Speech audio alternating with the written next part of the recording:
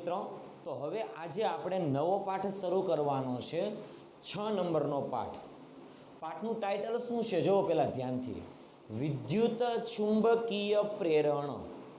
Okay, ચાલો આપણે આગળના પાઠમાં ત્રીજા પાઠમાં વિદ્યુત પ્રવાહની વાત કરેલી અને ચોથા પાઠમાં આપણે કીધેલું કે વિદ્યુત પ્રવાહને લીધે તેની આજુબાજુના વિસ્તારમાં, એટલે વિદ્યુત પ્રવાહધારી તાર હોય તો એની આજુબાજુના વિસ્તારમાં ચુંબકીય ક્ષેત્ર ઉત્પન્ન થાય છે. ઓકે, તો આપણે આગળના પાઠમાં વિદ્યુતનો પણ અભ્યાસ કરેલો છે, ચુંબકનો પણ અભ્યાસ કરેલો છે. એટલે આનો મતલબ એવો કે વિદ્યુત ચુંબકીય આ શબ્દ તો આપણને ખબર પડી ગઈ. પરંતુ પ્રેરણ એટલે શું? તો ટૂંકમાં આપણે કહી શકાય કે પ્રેરણ એટલે પ્રેરિત થવું. પ્રેરણને ટૂંકમાં આપણે એવું કહી શકાય કે પ્રેરિત થવું.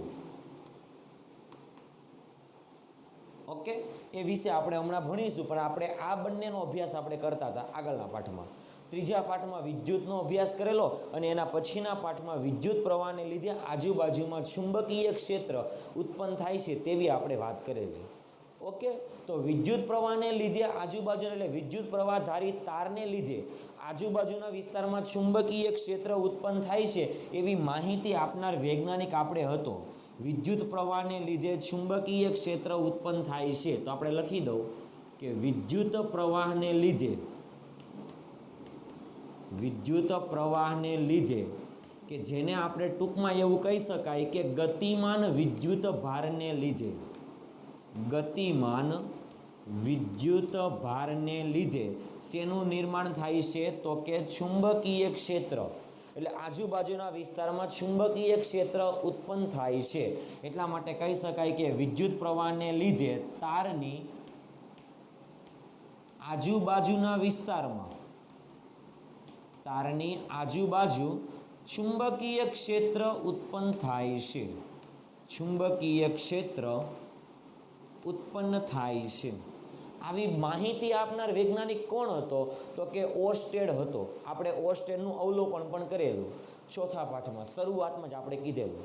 ઓકે, અને ઓર્સ્ટેડના અવલોકન પરથી આપણને એવી પણ માહિતી મળેલી કે વિદ્યુત પ્રવાહધારી તારમાંથી પ્રવાહ પસાર થાય છે ત્યારે આજુબાજુના વિસ્તારમાં ચુંબકીય ક્ષેત્રની અસર છે. ઓકે, તો આની માહિતી કોણે આપેલી? તો કે ઓર્સ્ટેડે આપેલી. ખરેખર કહેવા જઈએ ને તો પહેલાંના જમાનામાં એટલે ઓર્સ્ટેડ અને એમ્પિયર, કે જ્યારે એમ્પિયરે વિદ્યુત પ્રવાહની માહિતી આપેલી અને ઓર્સ્ટેડે એ વિદ્યુત પ્રવાહને લીધે આજુબાજુના વિસ્તારમાં ચુંબકીય ક્ષેત્ર ઉત્પન્ન થાય છે એવી માહિતી આપેલી. એટલે આમાં બે વૈજ્ઞાનિક છે, એક તો એમ્પિયર અને બીજો એક વૈજ્ઞાનિક ઓર્સ્ટેડ.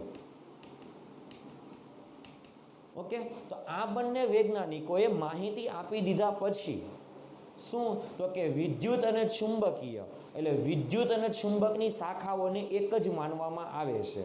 આઈડિયા એવો આ વસ્તુમાં. પરંતુ આ બંને વૈજ્ઞાનિકોએ આ બંને પ્રયોગો ન કરેલા હતા. એટલે કે પહેલાંના જમાનામાં વિદ્યુતને અલગ શાખા ગણવામાં આવતી હતી અને ચુંબકને અલગ શાખા ગણવામાં આવતી હતી. એટલે અહીંયા આગળ વાક્ય લખી દઉં છું કે પહેલા વિદ્યુત અને ચુંબકને અલગ અલગ શાખાઓ માનવામાં આવતી હતી. એટલે ચુંબકને અલગ અલગ શાખાઓ છે, તો આ શાખાઓમાં એનો અભ્યાસ કરવામાં આવતો હતો. ઓકે, પરંતુ એમ્પિયર અને ઓર્સ્ટેડના અવલોકન બાદ, એટલે અહીંયા આગળ એ પણ વાક્ય લખી દઉં છું કે એમ્પિયર અને ઓર્સ્ટેડના અવલોકન બાદ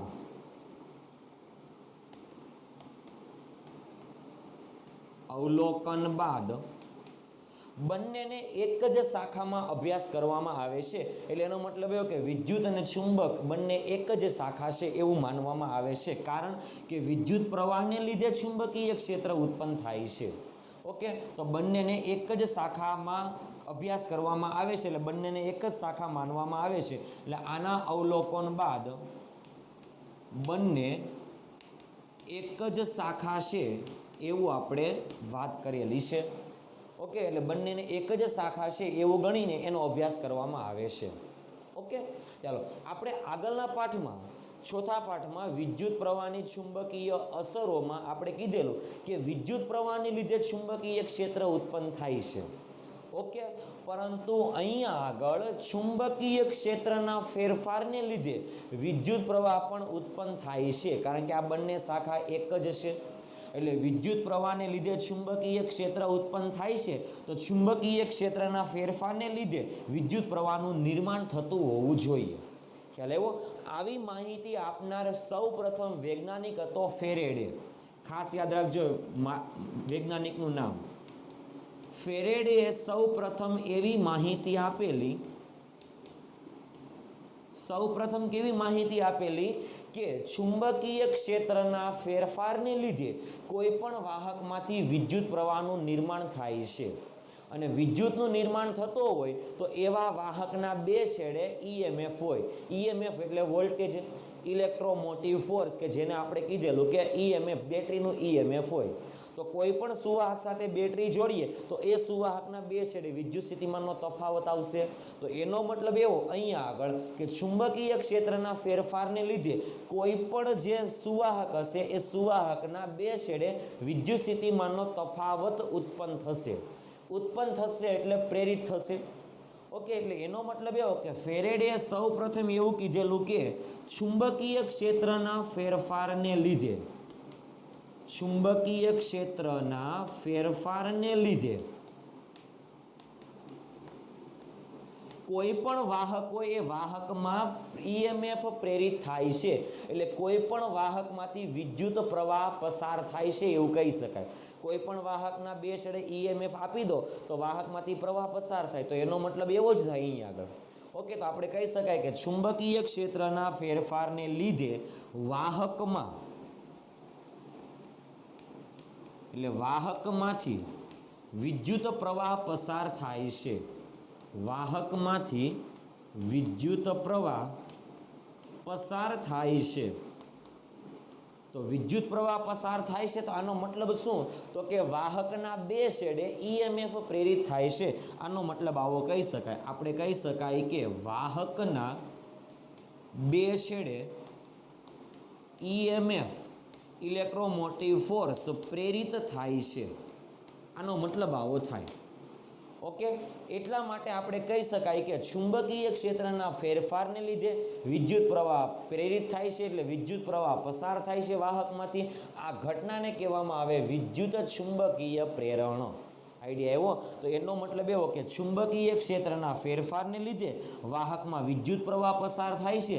આ જે ઘટના થાય છે આ ઘટનાને કહેવામાં આવે, તો કહી શકાય કે આ ઘટનાને વિદ્યુત ચુંબકીય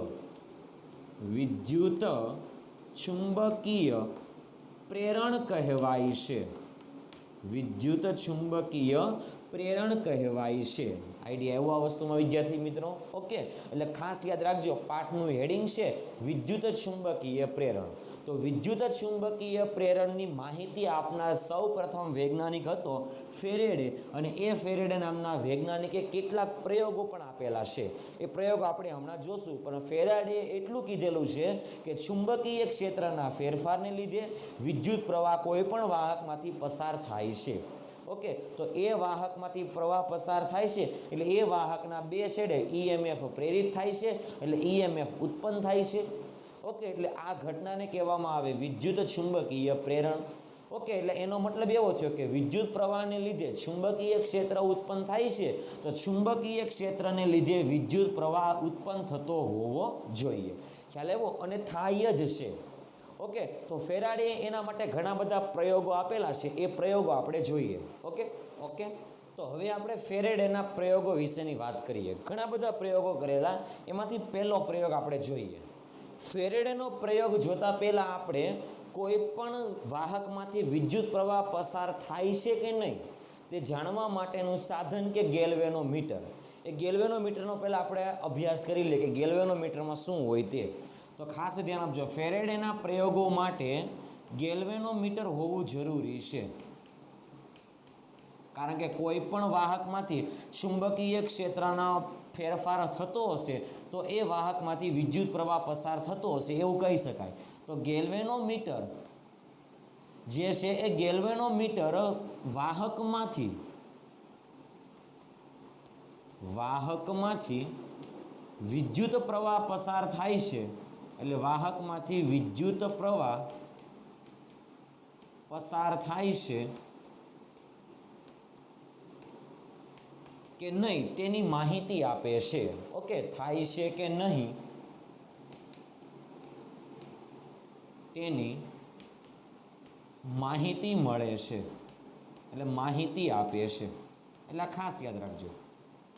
ઓકે, ગેલ્વેનોમીટર હોય ને, ગેલ્વેનોમીટર એમાં કોઈ તંત્ર હોય અને એ ગેલ્વેનોમીટરમાં આ રીતે અંકિત કરેલું સ્કેલ હોય. અહીંયા 0 હોય, અહીંયા 10, અહીંયા 20 અને અહીંયા 30 પ્રવાહ છે. અહીંયા આગળ 10 કોણાવર્તન, અહીંયા આગળ 20 અને અહીંયા આગળ 30. ઓકે, અને મધ્યમાં અહીંયા આગળ 100 કોણાવર્તન કરી શકે તેવી એક 100 રાખેલી હોય. ઓકે, આ ગેલ્વેનોમીટરને કોઈ પણ વાહકના બે છેડે જોડવામાં આવે તો જો વાહકમાંથી પ્રવાહ પસાર થતો હશે તો આ ગેલ્વેનોમીટરમાં કોણાવર્તન દર્શાવશે. ઓકે, કોઈ એક સાઈડ કોણાવર્તન દર્શાવે અને જો બીજી સાઈડ કોણાવર્તન દર્શાવે તો તમારે સમજવાનું કે વાહકમાંથી એક વખત પ્રવાહ જે દિશામાં પસાર થતો હતો એની કરતાં વિરુદ્ધ દિશામાં પ્રવાહ પસાર થાય છે. ઓકે, આ કોણાવર્તન જો આ સાઈડ બતાવે તો કોઈ એક દિશામાં પ્રવાહ પસાર થાય અને આ સાઈડ કોણાવર્તન બતાવે તો આ સાઈડ જે દિશામાં પ્રવાહ આ સાઈડ કોણાવર્તન બતાવતું હતું ત્યારે જે દિશામાં પ્રવાહ પસાર થાય એની કરતાં વિરુદ્ધ દિશામાં પ્રવાહ પસાર થતો હશે એવી આપણને ખ્યાલ હોવો જોઈએ. ઓકે, ચાલો, તો આ ગેલ્વેનોમીટર વિશેની વાત હતી, જસ્ટ સામાન્ય વાત હતી. હવે આપણે ફેરાડેનો પ્રયોગ કરીએ. ફેરાડેનો પહેલો પ્રયોગ કંઈક આવો હતો.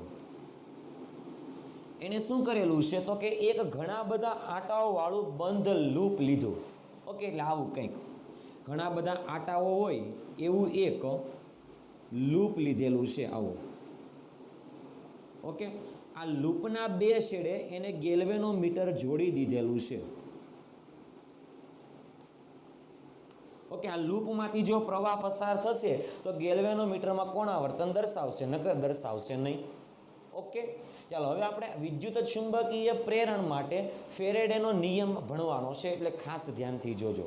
આપણે 5મા પાઠમાં ગજિયા ચુંબકની પણ વાત કરેલી કે ગજિયો ચુંબક હોય, માની લો કે આ ગજિયો ચુંબક અને એમાં બે ધ્રુવો હોય, એક એન ધ્રુવ અને એક એસ ધ્રુવ. એન ધ્રુવમાંથી ક્ષેત્ર રેખા બહાર નીકળે, એસ ધ્રુવમાં દાખલ થશે. તો એ ક્ષેત્ર રેખાઓ હું અહીંયા આગળ દોરું છું. આ એનમાંથી બહાર નીકળે છે, ક્ષેત્ર રેખાઓ એનમાંથી બહાર નીકળે અને એસમાં દાખલ થશે. આઈડિયા એવું આ વસ્તુમાં આટલી ન હોય પણ બહુ બધી ક્ષેત્ર રેખાઓ હોય આ રીતે.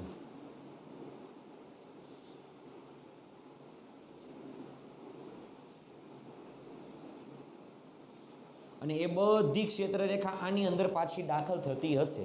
આપણે કોઈ એક સાઈડની ધ્યાનમાં લઈએ છીએ અત્યારે ખાલી, એટલે ઇમેજિન કરજો આ બધી વસ્તુ કોન્સેપ્ટ આપણે આવી ગયો છે. ગજિયા ચુંબકનું ચુંબકીય ક્ષેત્ર દર્શાવેલું છે. ઓકે, ચાલો, આ ગજિયો ચુંબક હશે કે જેનું ચુંબકીય ક્ષેત્ર આના ઉપર જાય છે. ઓકે, એટલે ચુંબકીય ક્ષેત્ર રેખાઓ આની સાથે સંકળાય છે. આ જે વર્તુળાકાર લૂપ છે એટલે કે ઘણા બધા આટાઓ વાળું લૂપ છે એ લૂપમાંથી પસાર થાય છે. ઓકે, હવે માની લો કે આ ચુંબક અહીંયા છે. હવે આ ચુંબકને હું ગતિ કરાવું છું, ખાસ ધ્યાનથી જોજો. આ દિશામાં આ ચુંબકને હું ગતિ કરાવું છું તો પહેલાં આ ચુંબકમાંથી જેટલી ક્ષેત્ર રેખા નીકળતી હતી એ બધી ક્ષેત્ર રેખાઓ આની અંદરથી પસાર થતી નથી. ઓકે, અમુક ભાગની ક્ષેત્ર રેખાઓ પસાર થાય છે. પણ જ્યારે આ ગજિયા ચુંબકને આની નજીક લઈ જવામાં આવે તો જેમ જેમ નજીક લઈ જઈએ તેમ તેમ એની અંદર ક્ષેત્ર રેખાઓ વધારે પસાર થાય. એટલે આ ગૂંચળા સાથે સંકળાયેલી ચુંબકીય ક્ષેત્ર રેખાઓ વધારે થાય. એટલા માટે ચુંબકીય ક્ષેત્ર રેખાઓની સંખ્યા આની અંદરથી પસાર થવાની સંખ્યા જેમ જેમ ગજિયો ચુંબક આ સાઈડ આવે તેમ તેમ વધતી જશે. ઓકે, એટલે એનો મતલબ એવો કહી શકાય કે સમય સાથે આ જે ગૂંચળું હતું એ ગૂંચળામાંથી પસાર થતું ચુંબકીય ક્ષેત્ર સતત વધતું જાય છે. ઓકે, પરંતુ ફેરેડે એવું કીધેલું કે ચુંબકીય ક્ષેત્રના ફેરફારને લીધે કોઈ પણ વાહક હોય એ વાહકમાંથી વિદ્યુત પ્રવાહ પસાર થાય છે. ઓકે, એટલે એણે પ્રયોગ કરેલો હતો પહેલાં આવો, પછી એણે અવલોકન કર્યું છે, પણ આપણે તો અત્યારે એના વિશે બધી વાત કરી જ ગયા છીએ. એટલા માટે આપણે એવું કહી શકાય કે આ ગજિયા ચુંબકને જ્યારે આની નજીક લઈ જવામાં આવે ત્યારે આ જે ગૂંચળું છે એ ગૂંચળા સાથે ચુંબકીય ક્ષેત્ર વધારે સંકળાય છે. ઓકે, એટલે કે કોઈ એક દિશામાં કોણાવર્તન થશે, કારણ કે આની સાથે ચુંબકીય ક્ષેત્ર સમય સાથે વધારે સંકળાતું જશે. ઓકે, એટલે સમય સાથે ચુંબકીય ક્ષેત્રનો વધારો થશે. ઓકે, એટલા માટે કીધેલું તે પ્રમાણે ચુંબકીય ક્ષેત્રના ફેરફારને લીધે આ વાહક છે એ વાહકમાંથી વિદ્યુત પ્રવાહ પસાર થશે, અને આ વાહક લૂપમાંથી કોઈ એક દિશામાં વિદ્યુત પ્રવાહ પસાર થશે. ઓકે, અને એ વિદ્યુત પ્રવાહ પસાર થાય એટલે ગેલ્વેનોમીટરમાં તરત જ કોણાવર્તન દર્શાવશે.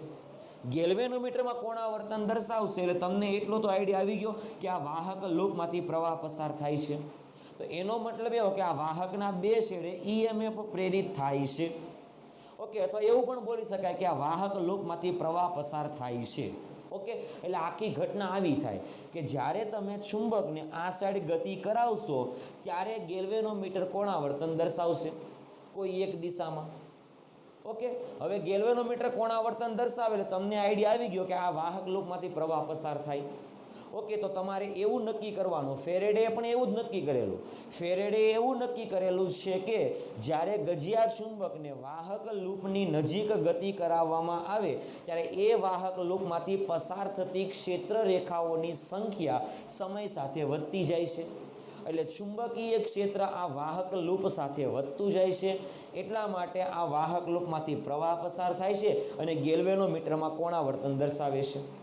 ઓકે, આવું ક્યારે જ થાય છે કે જ્યારે ચુંબક ગતિમાં હોય ત્યારે. ચુંબકને જો સ્થિર કરી દઈએ તો આ વાહક લૂપ જે હતી એ વાહક લૂપમાંથી કોઈ ક્ષેત્ર રેખાઓ વધારે કે ઓછી પસાર થતી નથી. જો ચુંબક સ્થિર હોય તો ક્ષેત્ર રેખાઓ એટલી ને એટલી જ પસાર થયા રાખે. પરંતુ ફેરેડેએ એવું કીધેલું છે કે ચુંબકીય ક્ષેત્ર રેખાઓમાં કાં તો વધારો થવો જોઈએ અને કાં તો ઘટાડો થવો જોઈએ.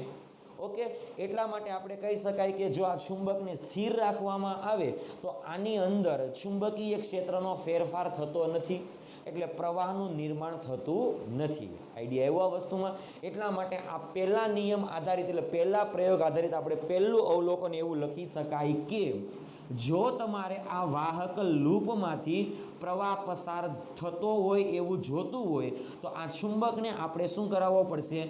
ગતિ કરાવવી પડશે. અને ચુંબકને તમે ગતિ કરાવો એટલે લૂપ સાથે સંકળાયેલું ફ્લક્સ ધીરે ધીરે અથવા લૂપ સાથે સંકળાયેલું ચુંબકીય ક્ષેત્ર ધીરે ધીરે વધતું જશે. એટલે ગેલ્વેનોમીટર કોણાવર્તન દર્શાવતું રહેશે. એટલા માટે આપણે કહી શકાય કે જો ફેરાડેના પહેલા પ્રયોગ આધારિત આપણે આ વાહક લૂપમાં પ્રવાહનું નિર્માણ થતું હોય એવું જોતું હોય તો ચુંબકને ગતિમાં લાવવો પડે. ચુંબક ગતિ ન કરતો હોય એટલે સ્થિર હોય તો આની સાથે કોઈ ક્ષેત્ર રેખા વધતી પણ નથી, ઘટતી પણ નથી, જેટલી છે એટલી જ રહે. એટલે તરત જ ગેલ્વેનોમીટર કોણાવર્તન કેટલું બતાવશે? 0. ઓકે, એટલે આવું થાય. જુઓ, માની લો કે હું તમને કહી દઉં કે ચુંબકને આ સાઈડ ગતિ કરાવું તો ગેલ્વેનોમીટરમાં કોણાવર્તન બતાવે છે. એટલે ચુંબક જ્યાં સુધી ગતિમાં હશે ત્યાં સુધી ગેલ્વેનોમીટર કોણાવર્તન બતાવશે. ચુંબક જ્યારે આની તદ્દન નજીક આવી જશે એટલે ગેલ્વેનોમીટરમાં કોણાવર્તન મેક્સિમમ. કેમ? તો કે જેટલું ચુંબકીય ક્ષેત્ર બહાર નીકળે એ બધું આની અંદર સંકળાઈ જાય છે. એટલા માટે આ જે લૂપ છે એ લૂપમાંથી પ્રવાહ મેક્સિમમ એટલે ગેલ્વેનોમીટરમાં કોણાવર્તન મેક્સિમમ. પરંતુ અમુક ગતિ કરાવીને મૂકી દો તો તરત જ ગેલ્વેનોમીટરમાં કોણાવર્તન 0 થઈ જશે. આઈડિયા એવો આ વસ્તુમાં. ઓકે, હવે દૂર લેતા જઈએ એટલે ગેલ્વેનોમીટરમાં કોણાવર્તન વિરુદ્ધ દિશામાં થતું જોવા મળશે. આઈડિયા એવો આ વસ્તુમાં. એટલા માટે આપણે એટલું કહી શકાય કે ગેલ્વેનોમીટરમાં કોણાવર્તન ક્યારે થતું હશે તો કે જ્યારે આ ચુંબકને નજીક અથવા દૂર લઈ જવામાં આવે તો જ. ખ્યાલ એવો આ વસ્તુમાં. જો નજીક લઈ જઈએ તો ગેલ્વેનોમીટરમાં કોણાવર્તન આમ દર્શાવતું હોય તો દૂર લઈ જઈએ તો ગેલ્વેનોમીટરમાં કોણાવર્તન એની વિરુદ્ધ દિશામાં દર્શાવતું હશે. આઈડિયા એવો આ વસ્તુમાં. એટલા માટે આપણે ફેરેડેના પહેલા પ્રયોગ ઉપરથી આપણે કહી શકાય કે જો તમારે કોઈ પણ વાહક આ બંધ વાહક લૂપ છે અને ફેરેડેએ બંધ વાહક લૂપ માટેનો જ પ્રયોગ આપેલો છે. તો બંધ વાહક લૂપ માટે ફેરેડેએ પ્રયોગ આપેલો છે કે બંધ વાહક લૂપમાં જો તમારે ઈએમએફ પ્રેરિત કરવું છે અથવા એનો મતલબ એવો થાય કે બંધ વાહક લૂપમાંથી તમારે પ્રવાહ પસાર કરવો હોય તો આપણે ગજિયા ચુંબકને ગતિમાં રાખવો જરૂરી છે. ઓકે, જો ગજિયો ચુંબક આ સાઈડ ગતિ કરશે તો ગેલ્વેનોમીટરમાં કોઈ એક દિશામાં કોણાવર્તન થશે અને ગજિયા ચુંબકને વિરુદ્ધ દિશામાં લઈ જઈએ તો ગેલ્વેનોમીટરમાં કોણાવર્તન વિરુદ્ધ દિશામાં થઈ જશે. ઓકે, એટલે આ પહેલો પ્રયોગ હતો. ફેરેડેનો પહેલો પ્રયોગ આવો હતો. ઓકે, એટલે ફેરેડેના પહેલા પ્રયોગ ઉપરથી આપણને માહિતી શું મળી તો કે ગજિયા ચુંબકને ગતિમાં લાવવો પડે. ઓકે, એવું પણ શક્ય છે કે આને અહીંયા નહીં રહેવા દો, આ લૂપને ખસેડીને અહીંયા લાવો. લૂપને ખસેડીને અહીંયા લાવશો એટલે આની સાથે સંકળાયેલું ક્ષેત્ર વધતું જશે. એટલે કે આ જે બંધ વર્તુળાકાર લૂપ હતી એની અંદરથી પસાર થતું ક્ષેત્ર વધતું જશે અને પસાર થતું ક્ષેત્ર વધતું જાય એટલે આ બંધ લૂપમાંથી પ્રવાહનું નિર્માણ થાય છે. ઓકે, એટલા માટે આપણે કહી શકાય કે ચુંબકની ગતિ થવી જોઈએ કાં તો આ વાહક લૂપ છે આ વાહક લૂપની ગતિ થવી જોઈએ. ઓકે, એટલા માટે આપણે વાક્ય લખી શકાય કે ફેરેડેના પહેલા પ્રયોગ ઉપરથી કે જો તમારે બંધ વાહક લૂપમાં પ્રેરિત ઈએમએફ જોતું હોય અથવા એનો મતલબ એવો કે આ લૂપમાંથી પ્રવાહ પસાર થાય છે જો તમારે એવું જોતું હોય તો આપણે એવું કહી શકાય કે ચુંબક અથવા લૂપ ગતિમાં હોવો જોઈએ.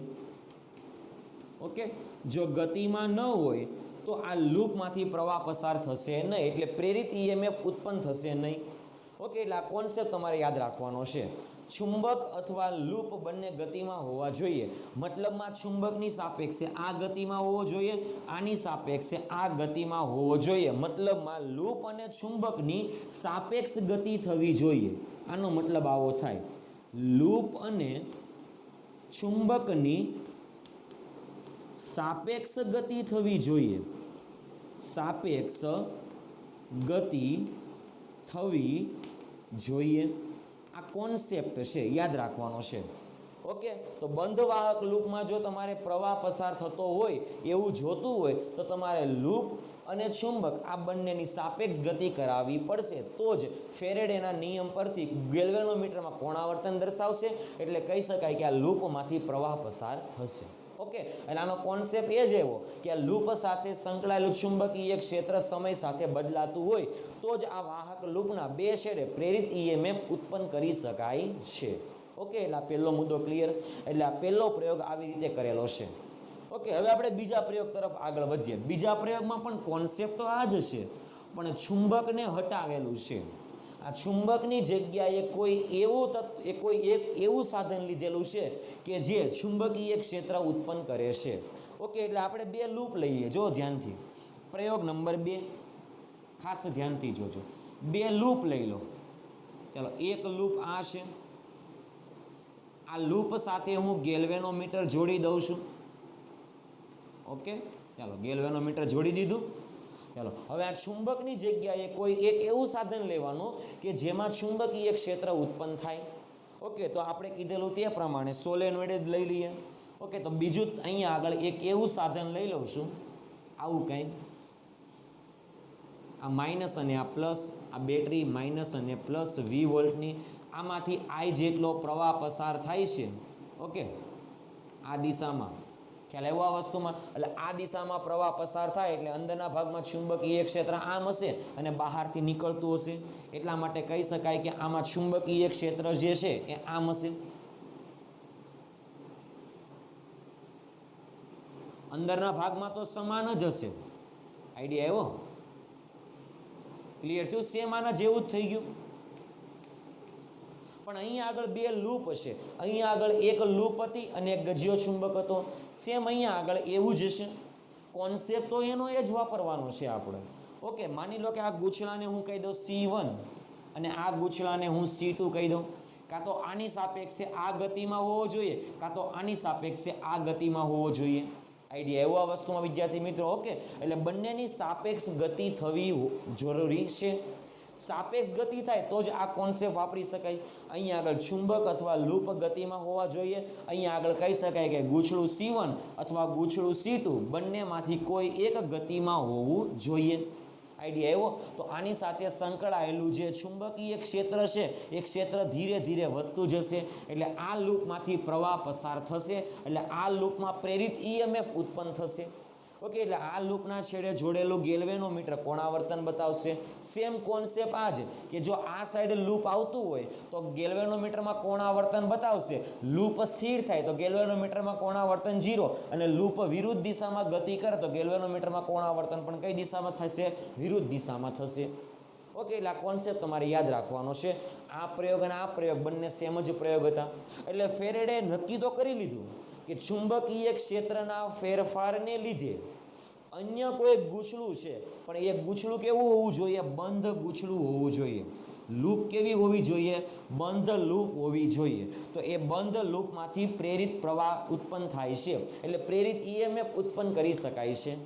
ઓકે, અથવા એવું કહી શકાય કે ઈએમએફ ઉત્પન્ન કરી શકાય, અથવા બંધ ગૂંચળામાંથી પ્રવાહ ઉત્પન્ન થાય છે, અથવા પ્રવાહ પસાર થાય છે. જે બોલવું તે બોલી શકાય. ઓકે, ચાલો, તો આ બંને કોન્સેપ્ટ એક સરખો જ છે. અહીંયા આગળ ધ્યાનથી જુઓ કે એન અને એસ આ છેડાને ઉલટાવી દઈએ. ઓકે, ચાલો, આ રાખેલો આમ અને ગજિયા ચુંબકને આ સાઈડ ગતિ કરાવેલી, તો માની લો કે ગેલ્વેનોમીટરમાં કોણાવર્તન આમ થાય છે. ઓકે, હવે આ ચુંબકના ધ્રુવોને ઉલટાવી દઉં તો આ સાઈડ ગતિ કરાવો તો ગેલ્વેનોમીટરમાં પહેલાં કરતાં વિરુદ્ધ દિશામાં કોણાવર્તન, કારણ કે ક્ષેત્ર રેખાઓ કંઈક અલગ થઈ જશે. પહેલાં આમ જતી હતી અને જો આ છેડાને ઉલટાઈ નાખો એટલે આમથી આવશે, એટલે આની અંદરથી પ્રવાહની દિશા પણ ઉલટાઈ જશે, એટલે ગેલ્વેનોમીટરમાં કોણાવર્તન પણ ઉલટાઈ જશે. આઈડિયા આવ્યો? એટલે આ કોન્સેપ્ટ તમારે ખાસ યાદ રાખવાનો છે. બાકી તો નિયમ પહેલાં જેવો જ કે જો તમે આના છેડા ઉલટાવી નાખો અને આ રીતે ગતિ કરાવો તો ગેલ્વેનોમીટરમાં કોણાવર્તન આમ થશે. જો ચુંબકને સ્થિર રાખો તો ગેલ્વેનોમીટરમાં કોણાવર્તન 0, અને જો આ રીતે લઈ જવામાં આવે તો ગેલ્વેનોમીટરમાં કોણાવર્તન વિરુદ્ધ દિશામાં દર્શાવશે. ઓકે, એટલે આ કોન્સેપ્ટ તો જેમ બંનેમાં હતો એક સરખો જ કોન્સેપ્ટ છે. એટલે ફેરેડે એવું નક્કી કરી નાખેલું કે ચુંબકીય ક્ષેત્રની જરૂર નથી, પણ ચુંબકીય ક્ષેત્રના ફેરફારની જરૂર છે. એટલે કોઈ પણ બંધ વાહક લૂપમાંથી જો પ્રવાહ પસાર કરવો હોય, બંધ વાહક લૂપમાંથી જો પ્રવાહ પસાર કરવો હોય, પ્રવાહ પસાર કરવા માટે ચુંબકીય ક્ષેત્ર નહીં પણ ચુંબકીય ક્ષેત્રનો ફેરફાર જરૂરી છે. એટલે એ બંધ વાહક લૂપ પર આવતું ચુંબકીય ક્ષેત્ર નહીં પણ ચુંબકીય ક્ષેત્રનો ફેરફાર જરૂરી છે. એટલે પ્રવાહ પસાર કરવા માટે ચુંબકીય ક્ષેત્રનો ફેરફાર હોવો જરૂરી છે. ચુંબકીય ક્ષેત્રનો શું થવો જોઈએ? ફેરફાર થવો જોઈએ, તો જ એ બંધ લૂપમાંથી પ્રવાહ પસાર થાય છે એવું આપણે કહી શકાય છે. એટલે બંધ લૂપમાંથી પ્રવાહ પસાર થશે અથવા બંધ લૂપના બે છેડે ઈએમએફ પ્રેરિત થશે. ઓકે, ચાલો, તો ચુંબકીય ક્ષેત્રનો ફેરફાર કઈ રીતે પ્રેરિત કરી શકાય? તો ફેરફાર કઈ રીતે આપણે કરી શકાય? તો ગજિયા ચુંબકને ગતિ કરાવીને, અથવા અહીંયા આગળ જે આ બીજું ગૂંચળું છે એને ગતિ કરાવીને. એટલે આ ગૂંચળાની સાપેક્ષે આ ગતિમાં હોવો જોઈએ, અથવા આની સાપેક્ષે આ ગતિમાં હોવો જોઈએ, તો ચુંબકીય ક્ષેત્રનો ફેરફાર થાય. ઓકે, ચાલો, એવું નથી કે માત્ર ને માત્ર ગતિ કરાવીને જ ચુંબકીય ક્ષેત્રમાં ફેરફાર કરાવી શકાય. બીજી રીતે પણ ચુંબકીય ક્ષેત્રમાં ફેરફાર કરાવી શકાય. ખાસ ધ્યાનથી જોજો. એટલા માટે ફેરેડે ત્રીજો પ્રયોગ આપેલો. આ બધી વસ્તુની જરૂર છે એટલે ખાસ ધ્યાનથી જોજો.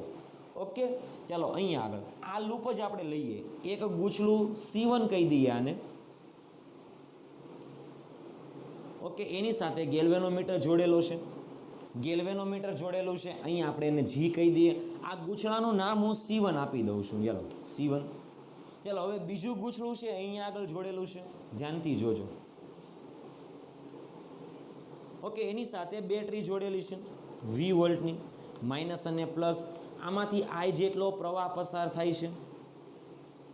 ઓકે, આ દિશામાં પ્રવાહ પસાર થાય એટલે ચુંબકીય ક્ષેત્ર આ દિશામાં હશે. ઓકે, એટલે ચુંબકીય ક્ષેત્ર પણ આપણે દોરી દઈએ, ધ્યાનથી જોજો.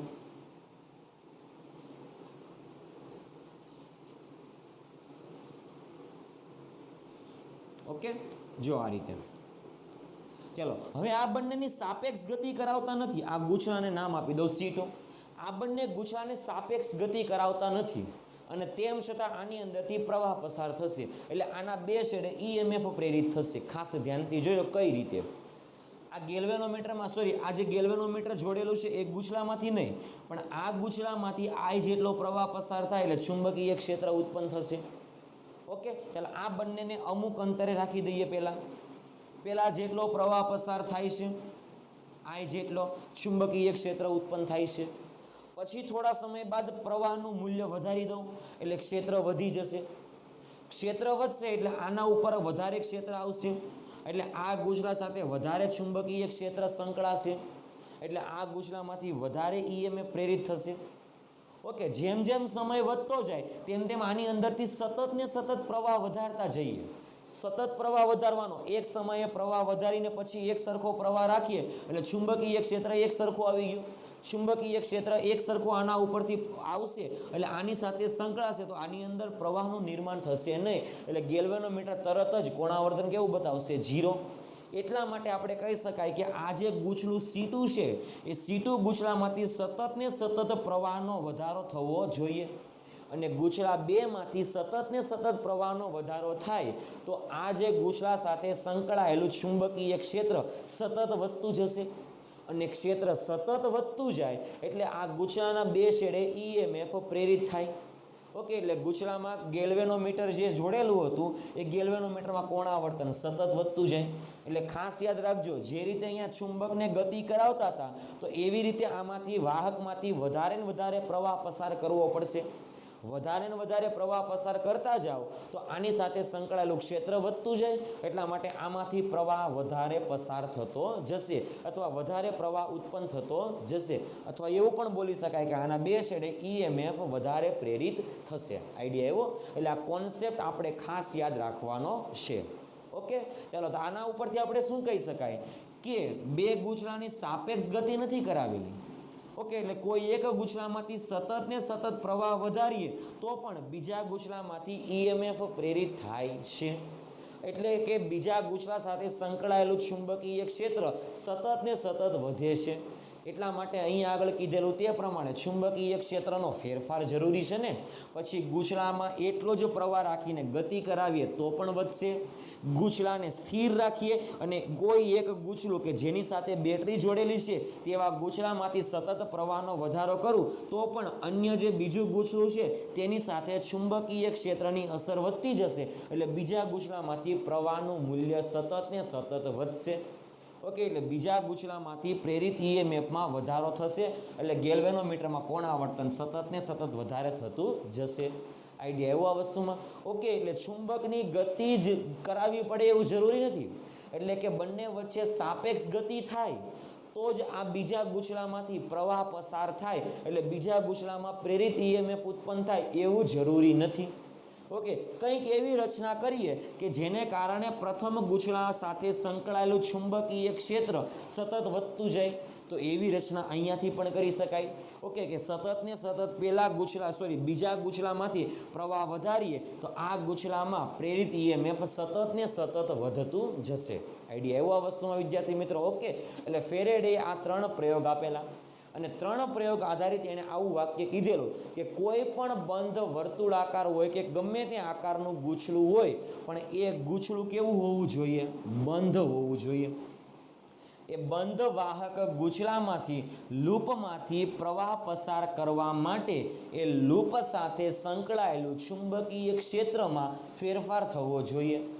ઓકે, એટલે પ્રવાહ પસાર કરવા માટે એક ગૂંચળા સાથે સંકળાયેલો ચુંબકીય ક્ષેત્રનો વધારો કાં તો ઘટાડો થવો જોઈએ. આઈડિયા એવો આ વસ્તુમાં વિદ્યાર્થી મિત્રો. ઓકે, એટલે અહીંયા આગળથી ફેરાડેના પ્રયોગ પરથી આપણે એવું કહી શકાય કે ચુંબકની ગતિને કારણે જ પ્રવાહ પ્રેરિત થતો નથી.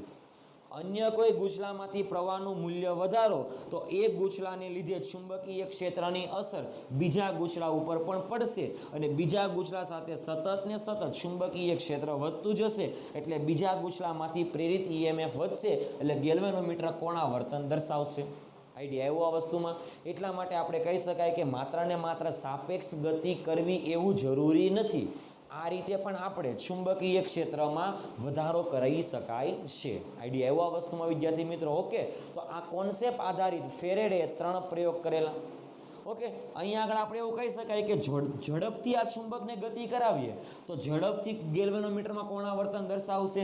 ધીરું ધીરું ધીરું ગતિ કરાવીએ તો ગેલ્વેનોમીટરમાં ધીરે ધીરે કોણાવર્તન બતાવશે. સેમ આમાં ઝડપથી પ્રવાહમાં વધારો કરીએ તો ઝડપથી ગેલ્વેનોમીટરમાં કોણાવર્તન બતાવશે, અને આમાં ધીરે ધીરે પ્રવાહનો વધારો કરીએ તો ધીરે ધીરે કોણાવર્તન બતાવશે. ઓકે, એટલે ખાસ યાદ રાખજો કે બંનેની સાપેક્ષ ગતિ પર આધારિત છે. જો બંનેની સાપેક્ષ ગતિ વધારે તો ગેલ્વેનોમીટરમાં કોણાવર્તન વધારે, બંનેની સાપેક્ષ ગતિ ઓછી તો ગેલ્વેનોમીટરમાં કોણાવર્તન ધીરે ધીરે થશે. થશે તો ખરું, પણ કેવું થશે? ધીરે ધીરે. એટલે બીજા ગૂંચળામાં પ્રેરિત ઈએમએફમાં ધીરે ધીરે વધારો થશે.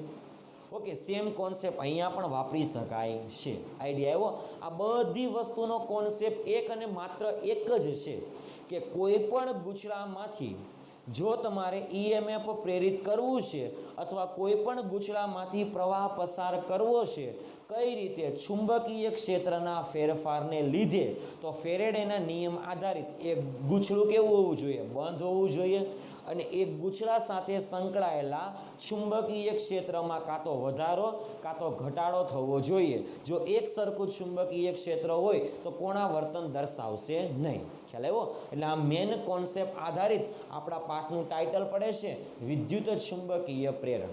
ઓકે, તો વિદ્યુત ચુંબકીય પ્રેરણ એટલે શું?